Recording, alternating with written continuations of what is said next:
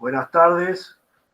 Tardes. Gusto tenerlos a todos ustedes con nosotros en esta sesión plenaria virtual pública de la Academia Argentina de Ciencias del Ambiente. En nombre de la Academia les doy la bienvenida a todos los participantes y les agradecemos su presencia. El tema que nos ocupa hoy es un tema de gran actualidad que hace meses preocupa a los países de la Cuenca del Plata y particularmente a la Argentina, que es el tema de la bajante extraordinaria del río Paraná y sus consecuencias en el propio río, en las poblaciones ribereñas y en el río de la Plata. Con ese motivo nos pareció oportuno convocar a una serie de especialistas para que nos informaran en detalle desde distintos puntos de vista sobre qué significa esta situación y cuáles son sus efectos. De esa manera tenemos el gusto de tener esta tarde a tres especialistas: el ingeniero químico Elías Mata, que ha sido docente de la Universidad Nacional del Litoral; el doctor Pablo Canciani, miembro de nuestra academia, especialista en ciencias de la atmósfera; y el doctor Jorge Codiñotto, también miembro de nuestra academia, especialista en geología y geomorfología, que, como les comentaba, van a abordar el tema desde distintos puntos asociados a sus respectivas especialidades. La moderación de la sesión estará a cargo de nuestro vicepresidente, el doctor Raúl Estrada Oyuela, a quien le doy el uso de la palabra para que haga las presentaciones de los disertantes. Buenas tardes. Muchas gracias, ingeniero. Muchas gracias. Voy a presentarlos. Tengo la suerte de que son amigos míos. En primer lugar, el ingeniero químico Mata. Es un placer presentarlo aquí y espero que alguna vez esté todavía más cerca nuestro. Él se graduó de ingeniero químico en la Universidad Nacional del Litoral en 1973. Se especializó en la tecnología de la celulosa para la producción de papel en la propia universidad y también en el sector privado. En 1984 retornó a la facultad como docente e investigador y se mantuvo en esa situación durante 22 años. Se jubiló en el 2014. Cuando se planteó la cuestión de la celulosa sobre el río Uruguay, tuve que hacer algún esfuerzo para conseguir que se sumara a lo que estábamos haciendo, pero finalmente lo recluté, una cosa difícil hoy en día, reclutarlo como voluntario, porque todo el mundo aspira que se le pague el trabajo, cosa que yo no suelo hacer cuando busco gente para que me ayude. Cuando se planteó la cuestión por la planta de celulosa sobre el río Uruguay, era necesario negociar con el Uruguay y él se involucró profundamente con el tema y nos enseñó a todos, especialmente a mí, como decía, y también a los demás especialistas que intervenían, por ejemplo, sobre temas hídricos o atmosféricos. Él nos acompañó cuando fuimos a La Haya a buscar una medida precautoria que no obtuvimos, y cuando se discutió el fondo de la cuestión ya se configuró otra delegación. Pero el ingeniero Mata ha sido siempre un soporte para mí, para este asunto del río y para otros asuntos sobre los que los consulto permanentemente, inclusive los temas de la cuenca Matanza-Riachuelo. Ingeniero, ahora le toca a usted. Le digo acá a la operadora que le ponga el PowerPoint. Sí, adelante, embajador. Bueno. Pone.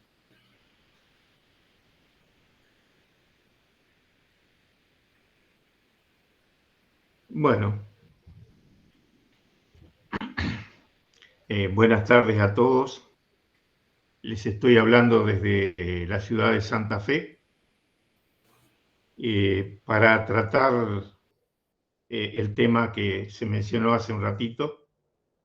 Y a mi presentación, que a mí me desapareció. A ver, ahora volvió. Como ustedes pueden leer, creo que pueden leer, dice agua potable, escasez y contaminación. La carga preocupante de la bajante del río Paraná, por lo menos desde mi punto de vista, y para muchos santafesinos, no muchos, pero unos cuantos santafesinos que desde hace mucho tiempo están luchando para tratar de mejorar la situación que ya existe, pero que se ha agravado con esta bajante. La próxima, por favor. Bueno, ustedes están viendo la alta cuenca del río Paraná, como solemos decir nosotros aquí. Ustedes acostumbran a decir la cuenca del Plata, nosotros acostumbramos a llamarlo la cuenca del Paraná. Esta cuenca, sin duda, está muy afectada en este momento. Por eso estamos aquí. Tiene desde hace prácticamente 2 años una sequía enorme, sequía que posteriormente derivó en lo que ahora es la bajante extraordinaria. La alta cuenca está con, digamos, entre los paralelos 15 sur y 27 sur. En el paralelo 15 sur prácticamente está la capital del Mato Grosso, cruza la capital del Mato Grosso, y en el paralelo 27 está Paso de la Patria, muy cerca de la ciudad de Corrientes, y de allí para abajo está el Paraná Medio, donde estamos los santafesinos. Sí sabemos, y no quiero inmiscuirme en temas del siguiente orador, pero sí sabemos que las lluvias en esta alta cuenca son fundamentales para el crecimiento o la bajante del río. Si bien llueve en la cuenca del, digamos, Paraná Medio, incluso más abajo, esas lluvias pampeanas, si ustedes quieren, provenientes del Atlántico también, no son suficientes para cambiar el curso, perdón, en este caso, la altura de los ríos, de los humedales, en fin, de todo lo que hace al río Paraná. La próxima, por favor. Bueno, este es un estudio del INA que se realizó en agosto de este año, pero que está validado hasta el 6 de octubre de este año, en donde se puede ver las variantes de caudal del río Paraná en la ciudad de Corrientes, es decir, no sé si lo toman en Corrientes o lo toman directamente en Yacyretá, pero ese es el valor. Hay 2 curvas. La azul es la que nos interesa porque es la del año 2021 y hay una oscura gris que es de la gran bajante de 1944. Como ustedes pueden ver en los meses de estío, como acostumbra el Paraná, hay un pico bastante, digamos, interesante del río, pero luego va decreciendo y sigue decreciendo o se mantiene. ¿Qué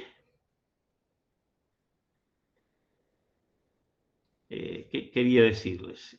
El tema es el siguiente.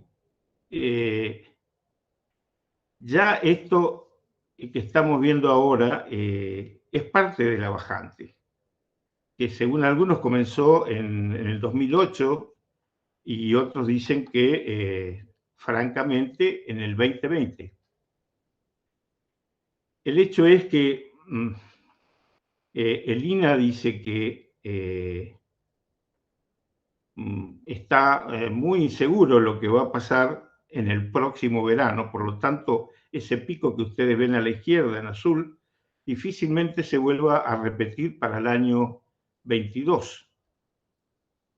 Y ustedes pueden ver también 3 líneas bien a la derecha, en verde, amarillo y rojo, que son los pronósticos que hace el INA y que están vigentes en este momento, que por supuesto son una preocupación para todos. El verde es el pronóstico o el escenario, como ellos mismos dicen, más favorable o menos grave. Y dice que en los meses de verano no vamos a tener un pico como es costumbre. Es más, vamos a estar muy cerca de lo que estamos ahora en el mes de octubre, que es bajo. Y bueno, como ustedes ven, amarillo y rojo, la cosa es aún peor. Esperemos que incluso el verde mejore. La próxima, por favor. La próxima diapositiva. Bueno, nos vamos ahora a la ciudad de Santa Fe. Como les decía, parte del Paraná Medio. Tiene sus particularidades, pero en general, personalmente creo que muchas de las ciudades, por lo menos de la ribera oeste del Paraná, tienen problemas parecidos. Ya vamos a ir hablando sobre ello.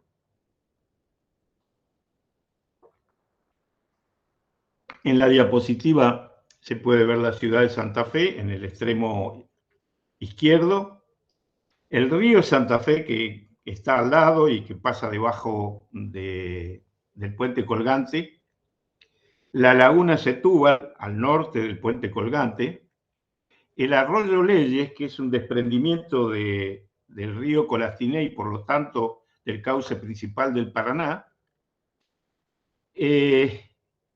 y bueno, el río Paraná en el extremo derecho que pasa a la vera de la ciudad de Paraná. Lo que quería decir sobre esto es que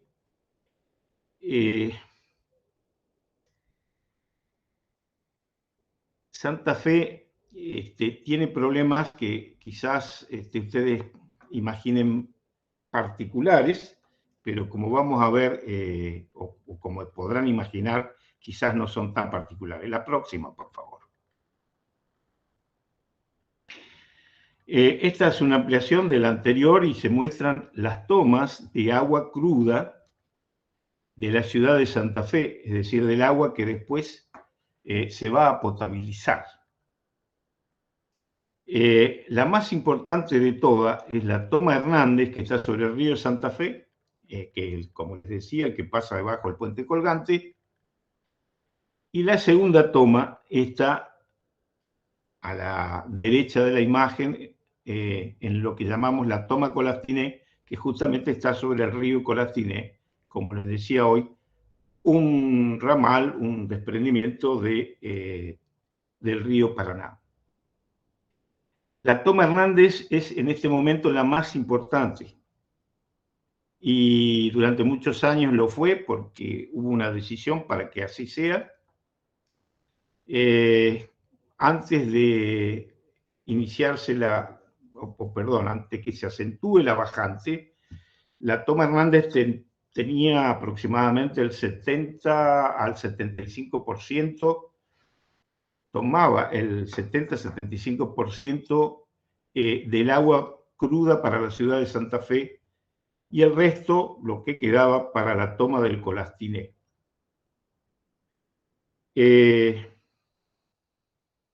Pero como todos sabemos en Santa Fe, la calidad del agua del Colastiné es muy superior a la del río Santa Fe. ¿Y por qué? Porque, a ver, me pasa la siguiente diapositiva. No, vuelva a la anterior, por favor. ¿Por qué? Porque el río Colastiné está, digamos, en los mismos niveles de calidad que el Paraná, es decir, el cauce principal del Paraná. Pero el río Santa Fe, donde está tomando la mayor parte de Santa Fe,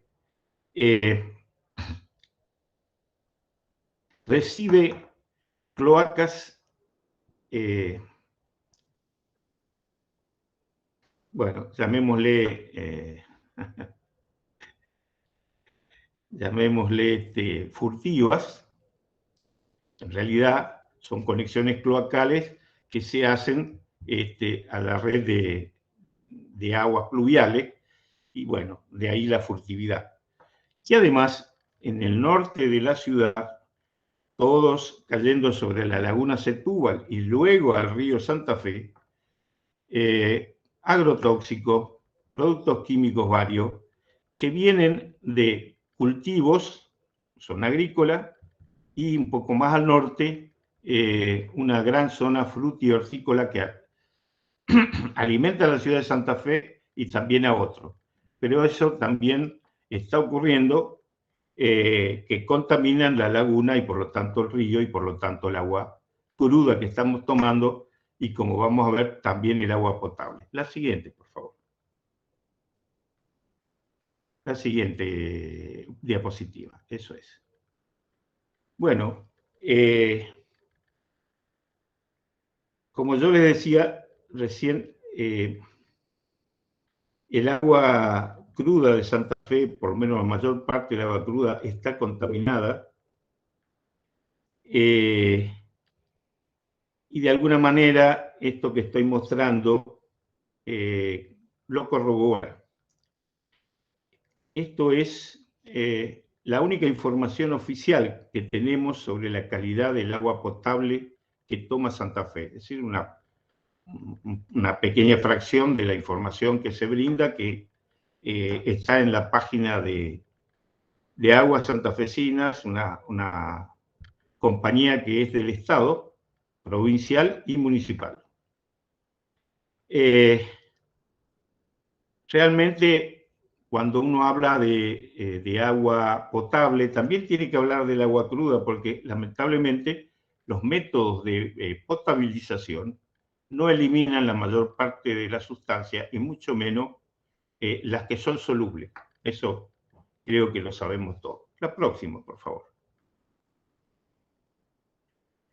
Bueno, podemos decir que el agua potable, según esta información oficial, tiene, entre otros, 25 compuestos químicos de alta toxicidad para los seres humanos, 12 de ellos marcados por la EPA norteamericana como The Public Health Goal Zero. O sea, no debe estar presente en el agua potable. Esa es la nomenclatura de la EPA. Entre los 25 compuestos se encuentran 8 pesticidas y fitosanitarios, así como lo puse allí, entre comillas, como el lindán, el pentaclorofenol, el clordán, el DRIN, antracina, bromato, metoxiclor y el 2,4-D, y la lista podría seguir, pero yo puse los más peligrosos para que se vea. El próximo, por favor, la próxima diapositiva. Bueno, a todo esto, ¿qué está pasando con la bajante en Santa Fe mismo? Vimos lo que pasaba en Corrientes. ¿Qué está pasando en Puerto Santa Fe? Bueno, de acuerdo con Prefectura Naval, las alturas hidrométricas muestran de que está pasando lo mismo que pasa en Corrientes y en el resto de la cuenca. O sea que vamos mal. Tuvimos nuestro piquito en marzo, en febrero-marzo, pero después queda la gran duda y la incógnita de qué va a pasar a futuro. Solo para resaltar la situación actual, el 10 del 10 del 2020, el río estaba en 1,29 metros. Hoy está en 0,35 metros, y el 10 del 10 del 2021 estaba en 0,29. Eso indica lo serio de la situación en Santa Fe. La próxima, por favor. Bueno, ¿Por qué estamos preocupados los santafesinos? En primer lugar, estamos preocupados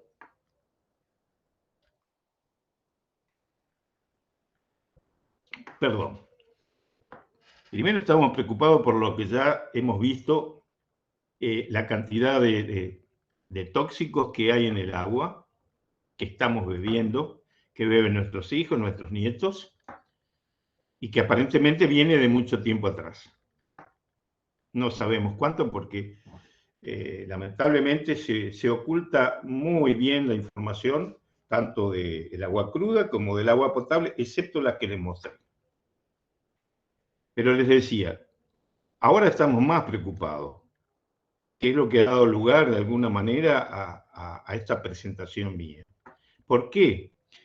Porque si el horizonte, el corto horizonte del próximo verano, va a ser de continuar con la situación de bajante actual, o incluso si se acentúa, la situación va a seguir siendo muy mala o incluso se va a agravar.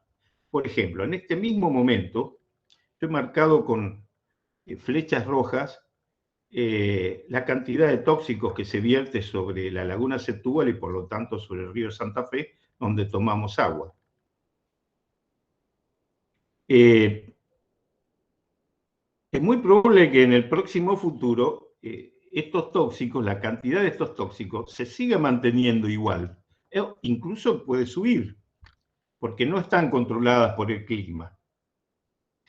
Pero el río está en bajante y por lo tanto, lo que en realidad está ocurriendo, que esas concentraciones que vimos para el 2020, seguramente cuando se hagan los cálculos para el 2021, no se van a mantener y van a subir a niveles más preocupantes aún.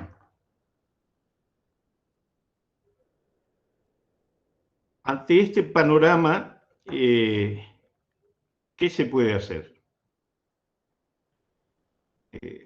Personalmente, profesionalmente, yo creo que esperar milagros en la cuenca, aunque sean posibles, no es responsable, más bien irresponsable.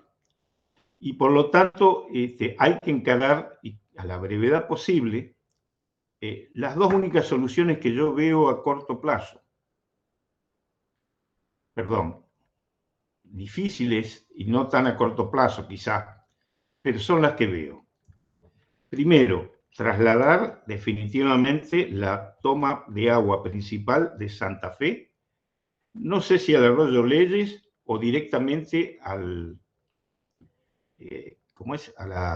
cauce principal del Paraná, según los estudios indiquen como más conveniente. Creo que la infraestructura para eso es necesario hacerlo, es importante, hay unos cuantos kilómetros allí, hay puentes que hacer, pero francamente creo que es nuestra mejor opción.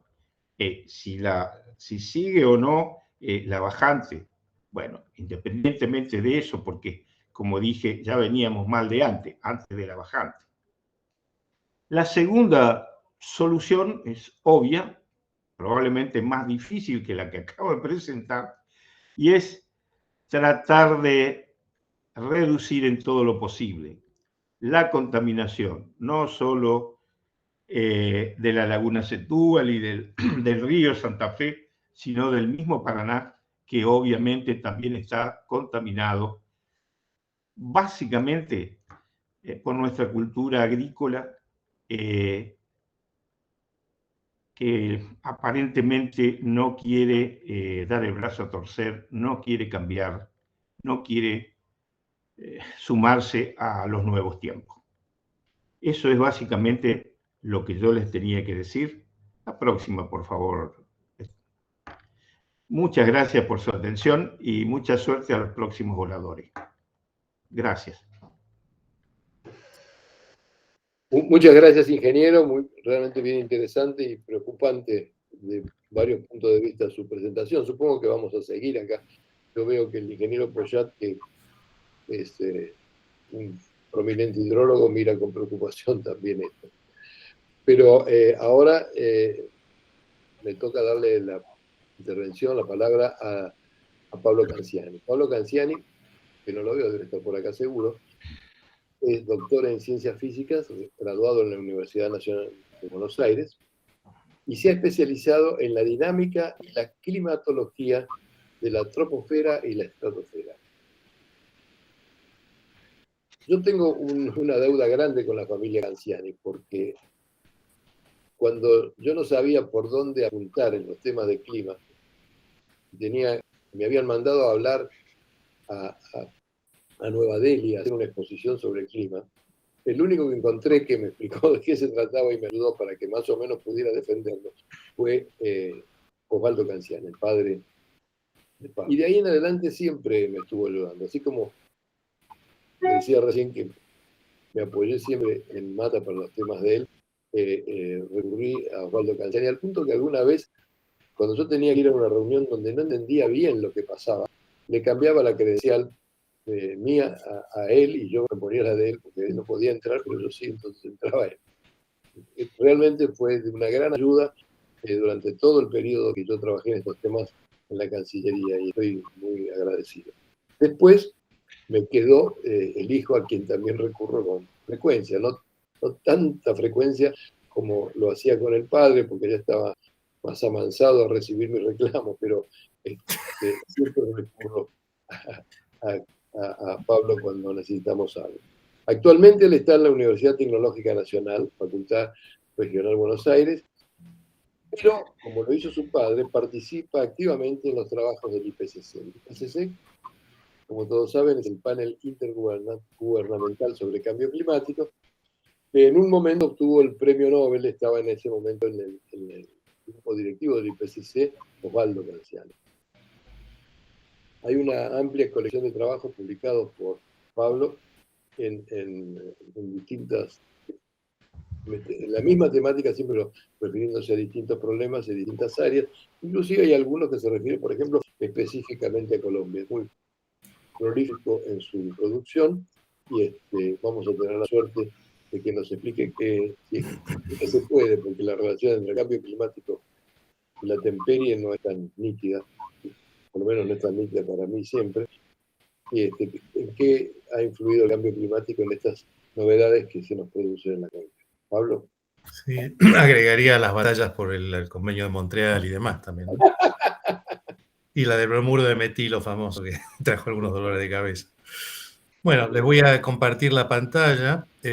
Mi expertise en la zona de la cuenca del Paraná del Plata se refiere más al tema del desmonte, pero igual para hoy les preparé una presentación analizando distintos indicadores para ver actualmente dónde estamos parados con esta situación.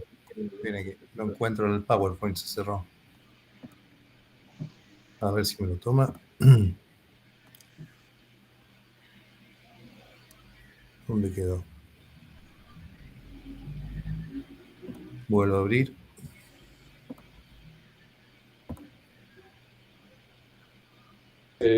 Nosotros no tenemos No, pero a ver, no sé por qué no lo ve. Antes lo habíamos abierto y probado. Es la maldad de los objetos inanimados. Exacto. Como decía el doctor Osvaldo Canciani. Sí, la ley de Murphy funciona todo hasta... A ver. Vamos a hacer otra opción. Esta mañana, ayer me pasó algo parecido dando una clase en la Universidad de Córdoba desde acá. Ojalá fueran inanimados. Bueno, hagamos una cosa, rápidamente lo mando por mail. ¿A quién se lo mando? ¿A Emiliano? A mí, a Raúl. Ok. Y arrancamos al revés, porque si no, vamos a estar toda la tarde. Este es mi otro yo que tengo acá, que es una hija mía. Ok. Un objeto inanimado que maneja todos los objetos. ¿Lo recibiste? Estoy esperando.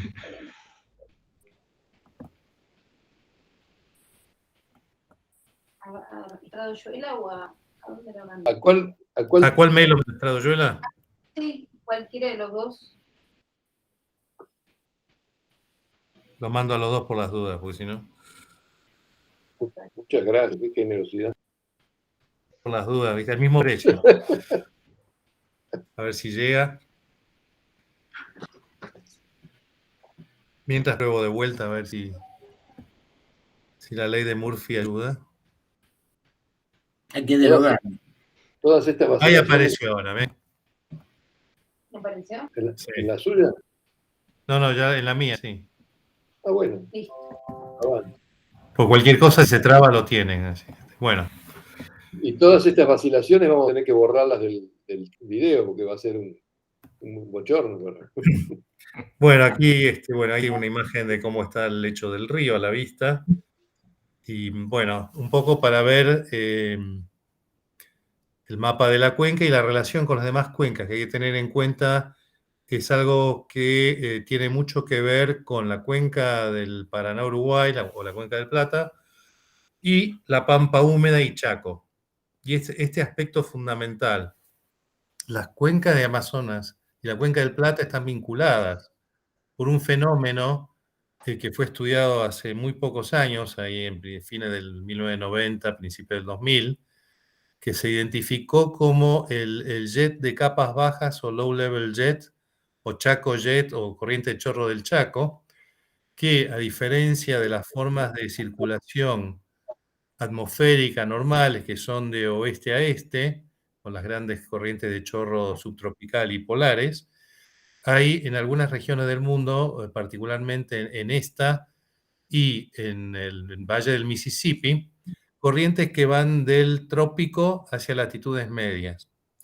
Y estas corrientes no son de altura en el límite entre la troposfera y la estratosfera, la tropopausa, sino que son corrientes muy cercanas al nivel del piso. Son corrientes que ocurren entre 1800 y 3000 metros de altura sobre el nivel del suelo, que son esenciales para el transporte de humedad.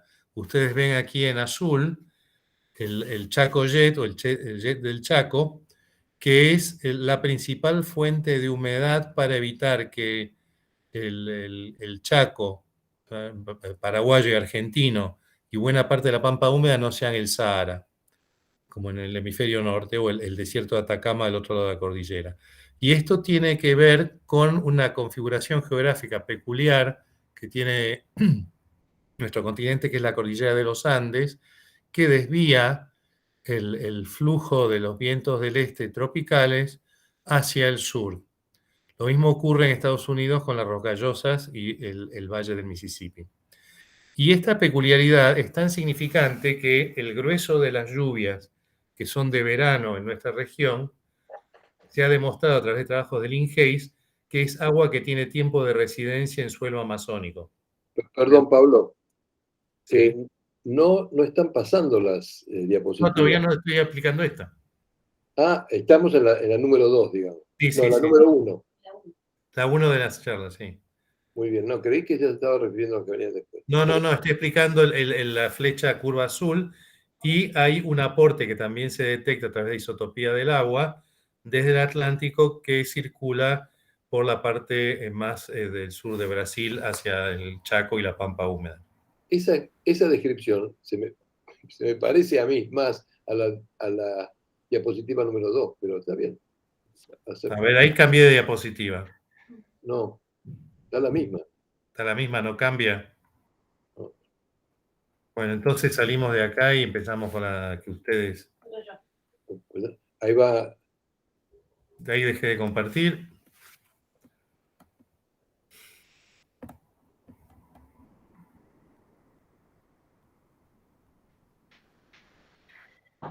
Bien.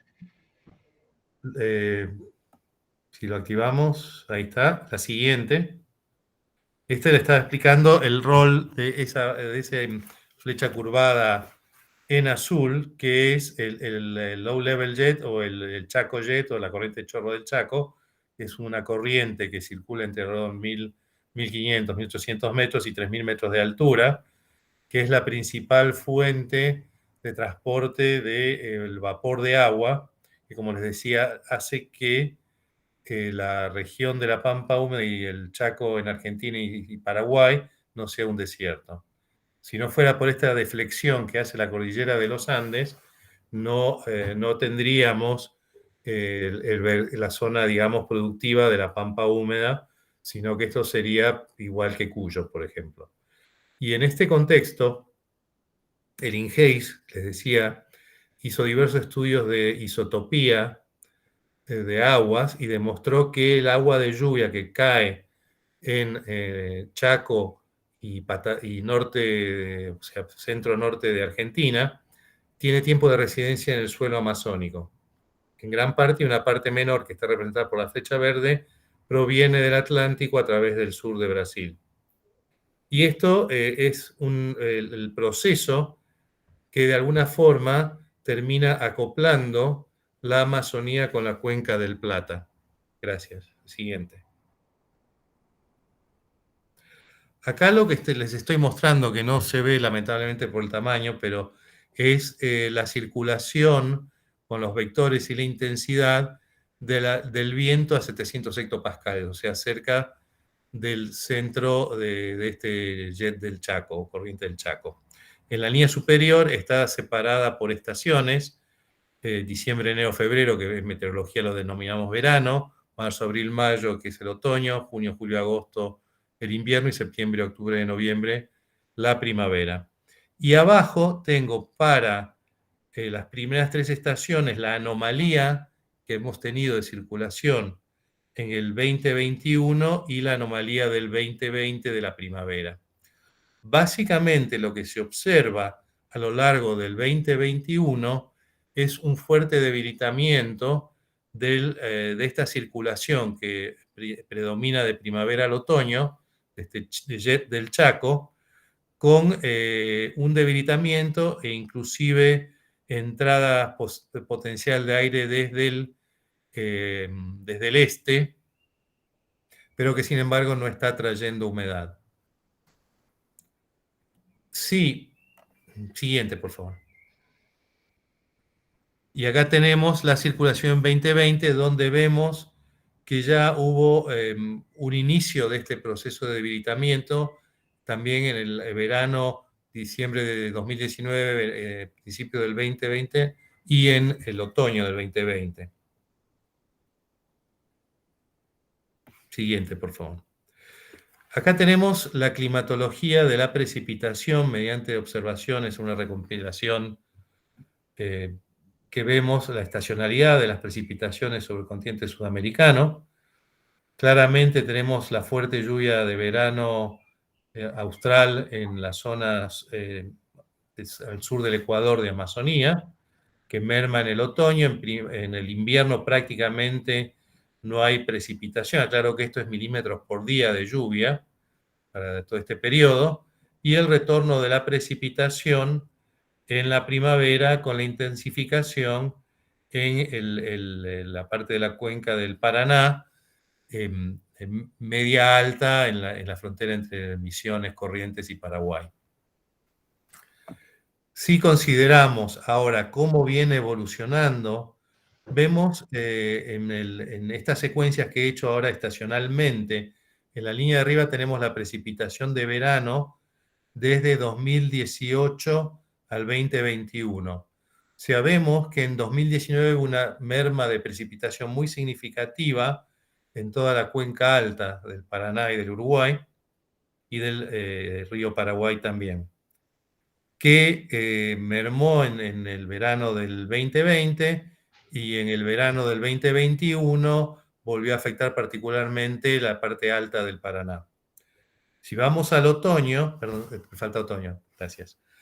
Tenemos un proceso similar, pero ya desde 2018 volvemos a tener una fuerte falta de precipitación en esta anomalía en el otoño del 2020. O sea, tenemos, por lo menos desde 2018, yo tengo, no los incluí porque era demasiada información, he hecho esto desde 2015, y se observa con cierta hora de fluctuación mermas desde 2015 en la precipitación, en particular en la zona de Amazonía, en especial, que vemos en el marzo, abril, mayo del 2020, que es la tercera figura de la línea inferior, que esta merma de precipitación abarca parte de la Amazonía y toda la zona del Gran Chaco. Siguiente, por favor. Junio no la presenté porque no es significativo lo que aporta de precipitación, y en la primavera realmente no vemos una merma significativa que pueda ser un problema en lo que hace la acumulación de agua. Por lo tanto, lo que estamos viendo en lo que se refiere a precipitación, que tenemos un déficit generado básicamente por la falta de lluvias en el periodo 2018, 2019 y 2021 en el verano y en la primavera, perdón, en el otoño siguiente. Esto es la humedad del suelo, que es un elemento crucial para ver la situación, entendiendo el rol de la presencia de agua y el escurrimiento hacia la cuenca. Acá tenemos la humedad del suelo expresada en milímetros. Amarillo es mayor cantidad de humedad, azul, violeta es mínimo de humedad del suelo. Para el continente, donde vemos la estacionalidad de esta humedad del suelo, donde claramente en verano y en otoño tenemos un fuerte incremento en buena parte de la cuenca alta y también en primavera. Siguiente. Sin embargo, si vamos a las anomalías, desde 2018 en verano, vemos una merma de humedad del suelo en el centro norte de Brasil que va creciendo hasta extenderse hacia la parte alta de la cuenca del Plata en el verano. Vemos en el otoño que tenemos una merma significativa de humedad del suelo que viene creciendo, salvo en 2019, desde 2018 y antes, en la cuenca alta. Siguiente. Y en junio, que si bien no llueve, es importante el tema de la humedad del suelo, vemos que se mantiene una situación de déficit significativo de humedad del suelo en la cuenca alta, por lo menos de 2018. Lo mismo pasa en primavera, no es tan significativo, pero sí vemos en 2019 y 2020 una merma importante en esa zona. También de vuelta, siguiente. Y antes de entrar en esto, es importante ver que en la anterior sequía que hubo alrededor de 2005, si la memoria no me falla, en la Amazonía, 3 años después hubo una sequía significativa o inicio de una sequía en el Chaco y en la zona de la Pampa húmeda. O sea, se verifica que hay un traslado meridional, o sea, norte-sur, de la humedad a través del low level jet que afecta independientemente de otros mecanismos de variabilidad que ahora vamos a ver. Tenemos como mecanismo dominante de variabilidad que tiene una periodicidad aproximada de 27 meses, el famoso El Niño oscilación sur que todo el mundo habla continuamente.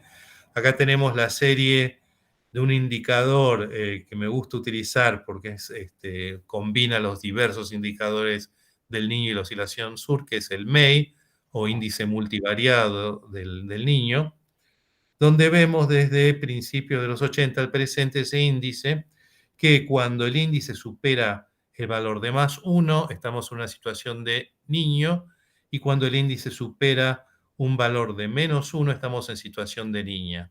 Esto significa que, desde el punto de vista oceánico, que es lo que define la variabilidad de este fenómeno, cuando es niño tenemos el agua cálida del centro del Pacífico hasta la costa de Perú y Ecuador, en la franja tropical, y cuando es niña tenemos agua fría en superficie, debido al cambio en las celdas de Walker, de la lengua tropical, ecuatorial, perdón, del Pacífico. Hoy estamos en el inicio de una niña, y eso implica en nuestra región de Pampa húmeda Chaco disminución de precipitación, aumento de viento del oeste, etc. Siguiente. Acá lo que me tomé el trabajo es hacer la correlación con la serie climatológica de precipitación y el índice MEI de 1980 al presente para las distintas estaciones. Lo que vemos más o menos es poniendo un valor de correlación superior al 0,405, que la cuenca media y alta en primavera y en otoño se ve beneficiado durante el niño con mayor precipitación y durante la niña una merma significativa de precipitación, que es lo que estamos viendo. Por lo tanto, en parte, pero no totalmente, porque la zona de correlación significativa no abarca toda la cuenca alta del Paraná, estamos teniendo una posible contribución del niño. Siguiente, Filmina. Acá hay una oscilación que se llama PDO o HIPO, según quien la defina, que es la oscilación interdecádica del Pacífico. Para describirlo de una manera, es un niño, pero de mayor amplitud, siendo de extensión tropical, o sea, más o menos 21 grados, y con fuertes nodos en el Pacífico Norte y en menor grado en el Pacífico Sur. Y de alguna manera, esta PDO, algunos la definen como la envolvente del niño. O sea, cuando hay una fase positiva de la PDO, dominan los niños, como el famoso niño extendido de 1991 a 1995, y cuando está en fase negativa de la PDO, dominan las niñas, que es lo que está ocurriendo desde el año 2000, que venimos teniendo una secuencia de sequías y mermas hídricas. Siguiente, por favor. Acá vemos la correlación del índice PDO con la precipitación, donde vemos efectos de la PDO significativos en la cuenca media en verano y en otoño, y un efecto similar al del ENSO en la primavera, con lo cual podemos tener una potenciación, si los dos están en fase, que genere una mayor reducción de la precipitación. De todos modos, a lo largo del 2020, principio del 2021, ha sido valores muy pequeños de la PDO, con lo cual prácticamente sería un aporte menor de esta variabilidad, modo de variabilidad. Siguiente, por favor. La otra gran forma de variabilidad que afecta a la región de la Pampa Húmeda, Gran Chaco y las cuencas es lo que cariñosamente llamamos la AMO, u oscilación multidecádica del Atlántico, que es mucho más lenta y que hoy se encuentra en una fase positiva. Esta AMO afecta más a la zona costera, como vemos en la siguiente filmina, y salvo un efecto posible en las partes de la naciente del Uruguay y del Paraná, y del Paraguay en verano, no hay un efecto significativo estadísticamente que pueda indicar que esté participando en este momento en la situación que estamos viviendo. Siguiente, por favor. Hay otro modo de oscilación que se llama modo anular del sur, que es un modo de oscilación de presión entre la presión alrededor de la Antártida 60 sur y a la altura de Comodoro 45 sur, que es como un anillo que oscila en antifase, que afecta la precipitación hasta la pampa húmeda, pero que tiene un efecto muy limitado en la zona de centro-norte del Gran Chaco. Y otra discusión que se mencionó durante el debate que era si la situación hoy de la Cuenca del Plata se asocia con el calentamiento global, que tomé el trabajo de hacer la correlación de la precipitación con los índices, con el índice o la serie estandarizada de cambio de temperatura media global del planeta, y lo que se observa es un aumento de precipitación en todo caso en lo que sería el límite del altiplano y el inicio de los llanos de Bolivia. No un efecto directo en la cuenca del Alto Paraná, Paraguay y Alto Uruguay. O sea, aparte es del signo opuesto a lo que estamos viendo. O sea, tendríamos que pensar que hay un aumento de precipitación. Por lo tanto, desde el punto de vista de variabilidad, podemos tener un aporte del niño, niña, y un aporte parcial de la oscilación decádica del Pacífico o PDO. Siguiente. Ahora bien, tenemos un factor adicional que es el cambio de uso de suelos. Acá este es un trabajo que hicimos hace ya varios años sobre el desmonte en Chaco y Amazonía, relativo a lo que era el estado de la cobertura vegetal de Sudamérica en el periodo 76-77, utilizando un modelo de cambio climático regional que puede ser forzado o, en la jerga nuestra, hecho correr con productos de observaciones o con modelos de cambio climático.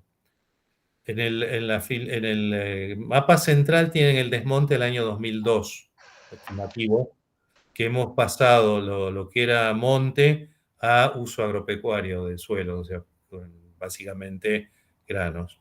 Y a la derecha tienen el desmonte en Amazonía previsto por el gobierno de Brasil en ese momento, en marrón. Siguiente.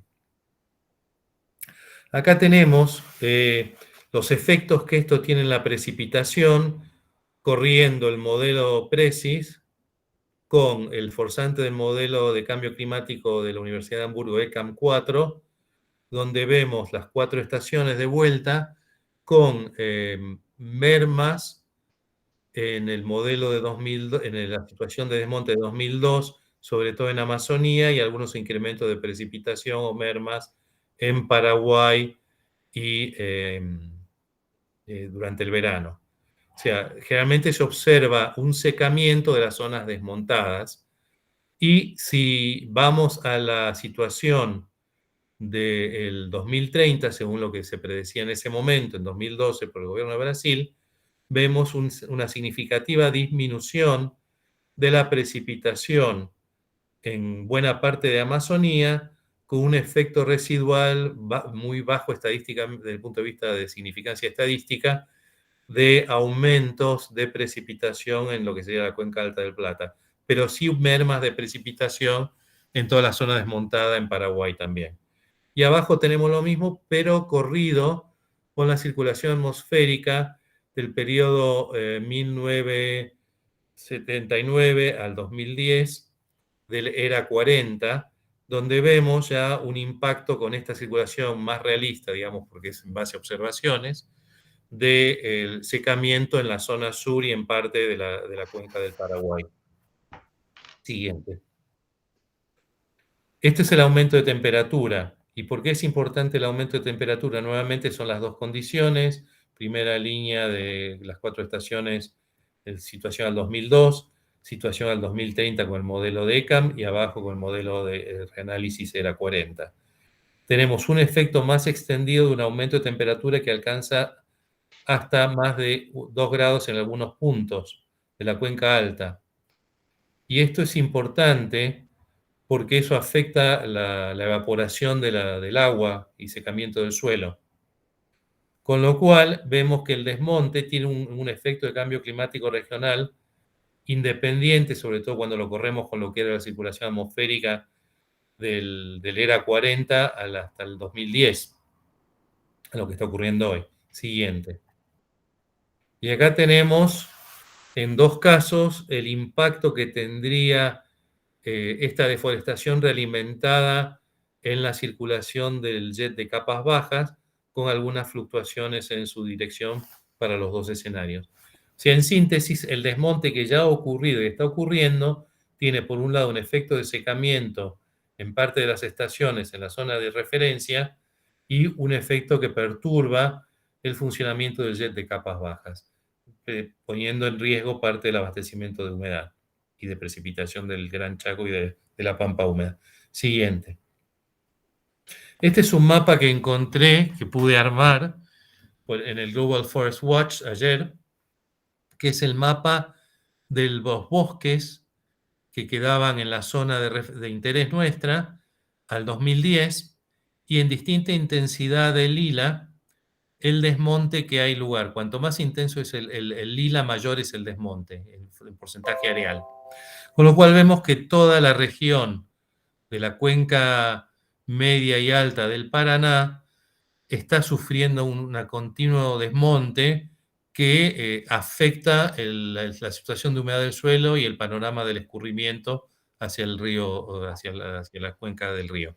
Siguiente. Entonces, en síntesis, tenemos que tenemos una pérdida de humedad del suelo que se vincula a su vez con un déficit marcado de precipitaciones de 2019 en la cuenca en sí mismo, del Paraná, Uruguay y Paraguay, pero que podríamos llegar a asociar, debido a las evidencias que tenemos, con una sequía que se viene observando entre 2015 y 2018 en buena parte de la cuenca amazónica.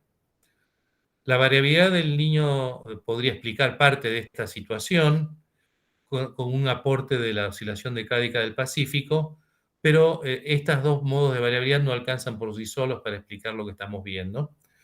Y, como dije antes, tenemos la información de la situación del origen del vapor de agua, y es probable que tengamos una combinación de factores entre la situación de lo ocurrido en Amazonía, como dije anteriormente, la variabilidad del Niño y la PDO, y en los procesos de deforestación que cambian la situación de la humedad del suelo y la evaporación. Eso, digamos, son lo que un análisis somero de posibles causas de la situación que estamos viviendo, y como la Niña va a alcanzar su pico según las distintas predicciones el verano y primavera del 2022, habría que preguntarse qué puede llegar a pasar en este contexto con la situación del Paraná. O sea, todo apunta a que lamentablemente siga la merma entre el déficit de precipitación y la evaporación. Y acá esto, siguiente filmina, la última, como cierre, es algo que encontré también en el Global Forest Watch, que es la propuesta de expansión de la soja supuestamente de manera sustentable en Brasil por una agrupación que se llama Asociación de la Mesa Redonda de la Soja Responsable, en base en Zúrich, que es bastante preocupante, dada que propone una expansión aún mayor de lo que es hoy de la zona dedicada a los cultivos de soja en todo el territorio brasileño. Y esto es lo que tenía para presentarles hoy. Muy bien, muchísimas gracias, Pablo, por esa exposición. Ahora lo voy a buscar, ahí está, al doctor Codinotto. Codinotto es bueno, ya lo dijo el ingeniero Poyá cuando habló en su presentación, es un experto en estos temas que tienen que ver con la ecología y en particular con relación al Río de la Plata y la desembocadura. Ya nos habrá explicado varias veces de esto, y ahora nos va a hacer una exposición que se relaciona con estos fenómenos que han sido expuestos recién. Don Jorge Codinotto, cuando usted quiera. Bueno, muchas gracias. Bueno, si pasan... Claro, usted quiere que se empiece la presentación, ¿no es cierto? Sí, ahí hago la presentación, espera. Bueno, entonces pone...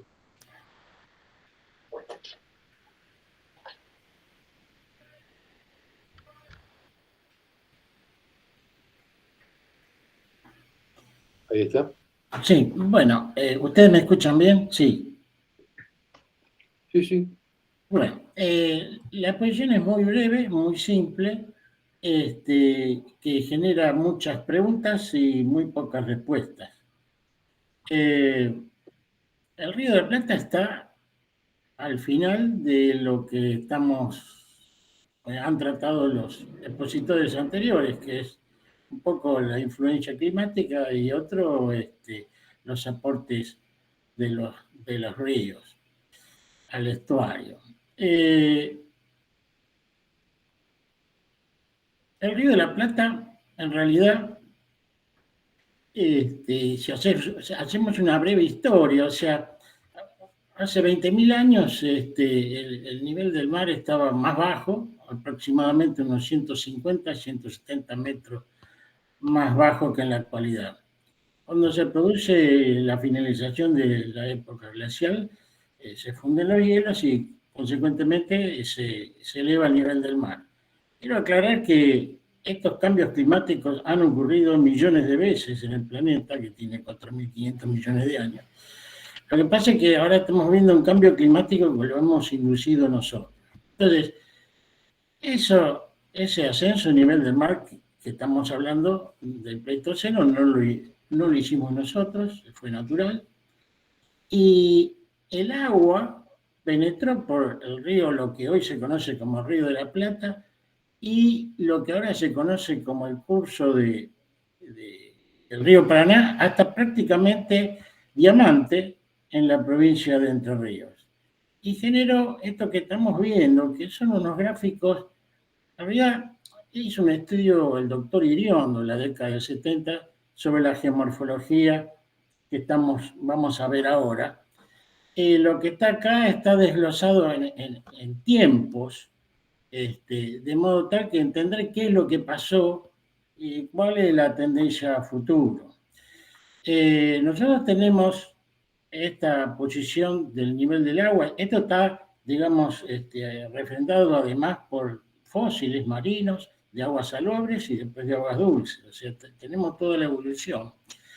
Y lo que ha ocurrido, si vemos en la imagen siguiente, es que bajando el nivel del mar, ahí van a ver ese punto redondo que es la isla Ubicuy, que tiene como unos pelitos hacia la izquierda, rojos, que en realidad es el fruto de depósitos de material clástico, arenoso, porque el impacto de las olas de este estuario de aguas saladas, evidentemente, erosionaba el frente de la isla Ubicuy y desplazaba ese material erosionado hacia atrás como una cola, ¿no es cierto?, en ambos lados. Si seguimos adelante en la próxima diapo, vamos a ver que el agua siguió bajando el nivel del mar y ya se generó entre la isla Ubicuy y el borde de acumulación al sur de Entre Ríos un tómbolo, que es un fenómeno generado por la refracción de los trenes de olas de ámbito marino fuerte, ¿no es cierto? Si seguimos en la próxima diapositiva, vemos que ya a los 4.000, 5.000 años aproximadamente, ya el estuario ya dejó de ser el que alcanzaba la posición de diamante y prácticamente estaba un poquito más allá de lo que es la isla Ubicuy. Y está señalado acá isla Ubicuy porque en la próxima imagen que viene es una imagen del Instituto Geográfico Nacional, donde se ve la isla Ubicuy con los colores y las geoformas actuales, para ubicarse en lo que estamos señalando. En la próxima diapo lo que vemos es la posición actual de las geoformas que estamos describiendo. Por supuesto, el mar está bajando a los niveles actuales, y lo que está remarcado en círculo verde son la desembocadura de ríos pequeños que tenían un estuario cuando desembocaban, en el estuario que ya no está. Pongo esto porque, bueno, ¿por qué? Si seguimos en la próxima diapo, lo que vamos a ver es el delta del Paraná. Ahora, ¿qué pasa? Todos los deltas del mundo están en erosión. El Mississippi, el Ganges, y todos los deltas del mundo están en erosión. Y está en erosión porque el nivel del mar sube, entre otras cosas, y porque en algunos sectores aumenta la energía de ola. Sin embargo, el único delta importante que no sufre erosión es el delta del Paraná. Y eso es porque las olas que entran por Sudestada llegan muy disminuidas porque son más de 100 kilómetros, 200 kilómetros, que tiene lo que conocemos como Río de la Plata hasta llegar a este lugar, y es muy baja profundidad. Y además, porque las olas de Sudestada, por el fenómeno del Coriolis, se recuestan sobre la costa argentina fundamentalmente y pierden energía. Pero lo que estamos viendo acá es unas líneas de trazo rojo cortado que llegan hasta el año 1750. Son datos sacados cartográficamente muy antiguos, y otros son de mapas y fotos aéreas y después de imágenes satelitales, según íbamos avanzando en la tecnología. Lo importante señalar es que el ascenso del nivel del mar está detectado desde más o menos 200, 300 años atrás. Y con estos datos nosotros lo que hemos hecho es integrar las superficies que se iban originando cada 50 años. Y entonces, en la imagen siguiente, lo que vemos es que la progradación, o sea, el avance del delta, es cada vez menor. ¿Sí? Sigue avanzando el delta, no cabe la duda. Tengan en cuenta que el complejo insular Martín García, Timoteo Domínguez, que vimos podemos volver atrás, en eso. Ese puntito rojo es el complejo insular Timoteo Domínguez, Martín García, que generó un conflicto entre Uruguay y Argentina y generó finalmente el Tratado del Río de la Plata. Ese complejo insular, hasta el 2006, desde 1956 aproximadamente, duplica su tamaño cada 32 años. Señalo esto porque, digamos, eso está medido y implica una gran dinámica en el frente del delta. Ahora, si volvemos al anterior, lo que estamos viendo es que cada vez el avance es menos. Y eso sería, en principio, sería condicional por causa del ascenso a nivel del mar. No tenemos en el borde del delta la destrucción que yo había mencionado para otros deltas muy importantes del mundo, porque están frente al mar, está metido adentro del territorio, entonces no hay erosión en su frente, pero como está subiendo el nivel del mar, hay cada vez menos aporte. Eso es un supuesto. Ahora bien, el 70%, un poco más del 70% de los depósitos del delta del Paraná provienen del río Bermejo. Ahora, hay una gran deforestación en las cabeceras del río Bermejo, de modo que es esperable que aumente ese aporte de sedimentos. Por supuesto, no va a ser al día siguiente ni al año siguiente, tarda años en producirse, digamos, ese fenómeno. Podría ocurrir que el delta vuelva a crecer con mayor energía, pero a pesar de que aumenta el nivel del mar, porque hay un mayor aporte de sedimento del delta. Bueno, eso queda como pregunta para analizar en el futuro. Pero casi finalmente, si seguimos en la próxima diapositiva, este es un estudio que hicimos, y el autor principal es el doctor Barros.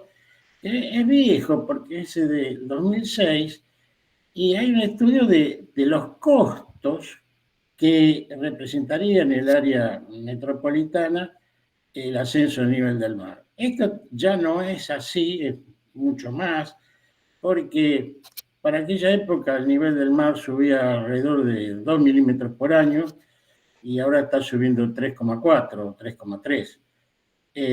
O sea, hay un incremento, si digamos ligeramente, no es aritmético ese ascenso, entonces es más complejo.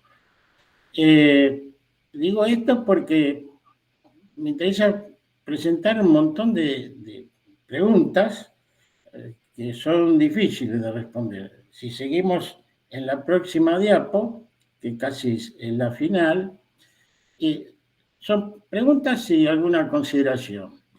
¿El delta en su avance obligará en los próximos años a cambiar las tomas de agua que aprovisionan a más de 10 millones de personas?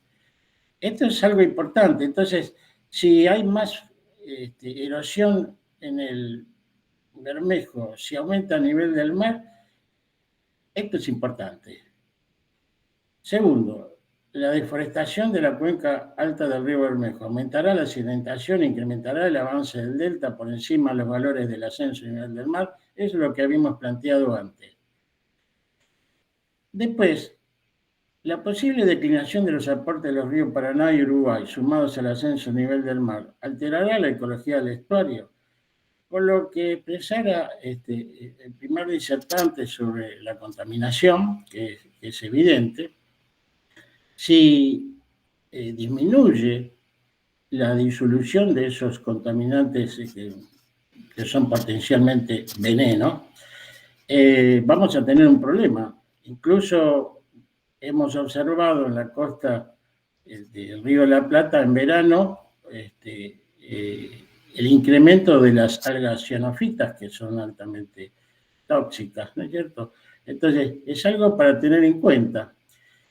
Y finalmente surgen las cuestiones relacionadas a la náutica, las cuales están directamente vinculadas a este cambio climático. ¿Qué quiero decir acá? Van a cambiar, pues, seguramente, las condiciones de circulación dentro del estuario, de circulación de las aguas del estuario, generando nuevos canales o obliterando algunos que ya existen.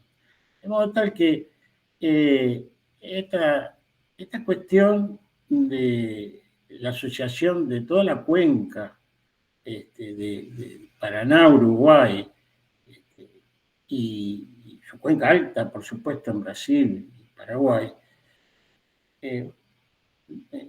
tiene que afectar necesariamente a este último paso del agua hacia el mar, que es el Río de la Plata, que en realidad es un estuario. Pero, digamos, no estamos haciendo las cosas bien porque hay un conducto paralelo al riachuelo, en la margen izquierda del riachuelo, que va a desembocar todas las aguas cloacales y otras, previa separado de sólidos, va a ser arrojado al medio del Río de la Plata. O sea, no tiene un tratamiento completo. O sea que estamos jugando con fuego, porque me parece que es importante señalar esto, porque más la contaminación que viene de aguas arriba, más la que generamos nosotros, más el aumento de población, o sea, tenemos más de 10 millones de habitantes que hacen uso del agua del Río de la Plata, son 12 o 14 millones de habitantes. Y del otro lado del río está Uruguay, que también utiliza las aguas del Río de la Plata, y que las pasteras que están ubicadas en el Río de la Plata, en el río Uruguay, perdón, también aportan sustancias contaminantes. De modo que lo que estoy planteando acá son dudas, preguntas, más que respuestas. Y en la próxima diapositiva, que es la última, estamos viendo acá esa mancha amarronada, que es las aguas dulces del Río de la Plata, que nos sirven a los argentinos y uruguayos como un lugar precioso por la reserva de agua dulce, y que está en peligro por nuestra acción desaprensiva. Así que esto es todo. Muchísimas gracias. Muchas gracias, doctor Codinotto.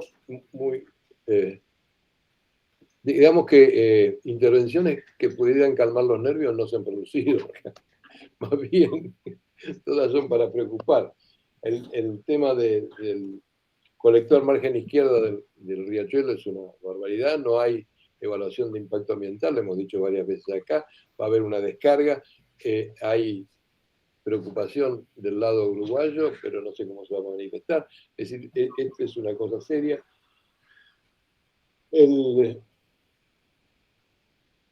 La exposición de Pablo nos mostró los efectos sobre la temperie de algunas cosas que están pasando aquí, y los efectos sobre la temperie de la deforestación, que también nos preocupa, pero siempre nos queda la incógnita de cuánto influye el cambio climático. El aumento de temperatura es una de las consecuencias posibles del cambio climático, pero habría más.